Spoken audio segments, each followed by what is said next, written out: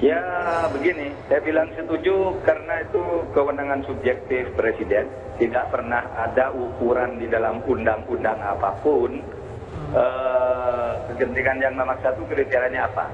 Seluruh studi tentang hukum tata negara menyebutkan bahwa itu hak dan kewenangan subjektif Presiden yang nanti benar atau salahnya dinilai oleh DPR dalam masa sidang berikutnya. Pak Mahfud, tapi kalau versi Pak Margarito, Pak Mahfud, kurun waktunya sudah terlalu lama untuk menunggu sehingga saat ini dikeluarkan Perpu. Apakah mengapa tidak dari awal seperti itu?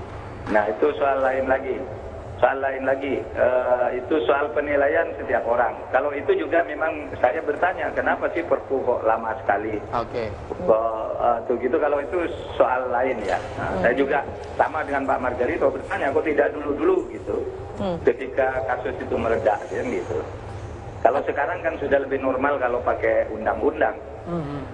Ya, gitu aja. Tapi kan Pak Akil ini sudah dalam tahanan juga. Apakah Anda melihat Perpu ini tetap perlu untuk dikeluarkan, Pak Mahfud? Oh ini Perpu ini lepas dari soal Pak Akil ini.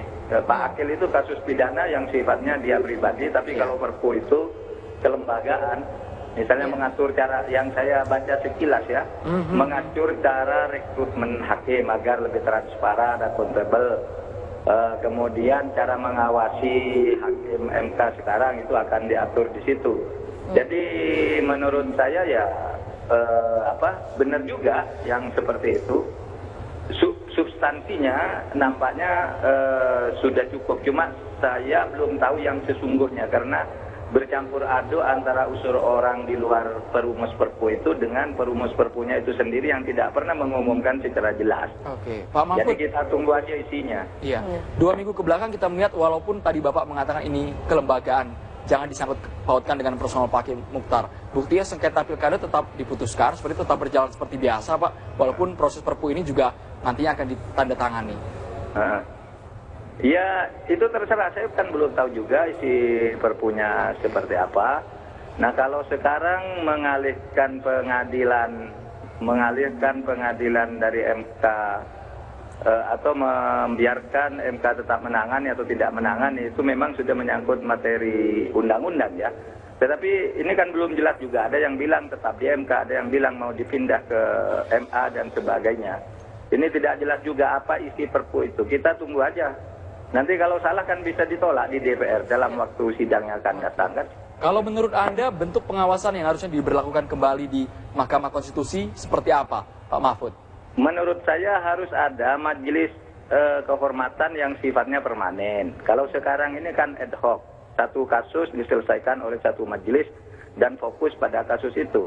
Nah kalau permanen itu bisa setiap hari proaktif. Majelis kehormatannya itu bukan dibentuk atas permintaan karena ada satu kasus, tapi sebelum muncul kasus sudah mengawasi.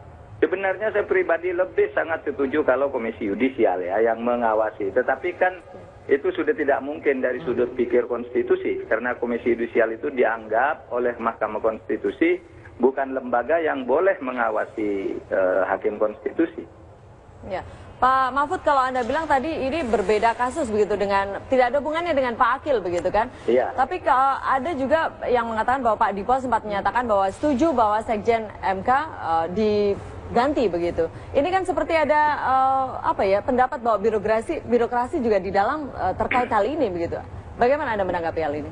Saya kira yang urusan Pak Dipo Alam juga terlalu jauh dikaitkan dengan Perpu ya. Yang Dipo Alam itu kan soal jabatan sekjen yang katanya sudah lewat dari aturan 5 tahun dan sebagainya. Itu kan tidak akan menjadi isi Perpu. Itu soal penataan di birokrasinya ke dalam, bukan pada institusinya. Baik, Pak Mahfud tadi menyatakan perlunya ada lembaga baru untuk mengawasi MK walaupun butuh proses lama lagi untuk merancang lembaga baru. Nanti ada interaksi juga Pak Mahfud dengan Pak Margarito sesaat lagi Pak Mahfud di Apa Kabar Indonesia. Ya silakan, yuk.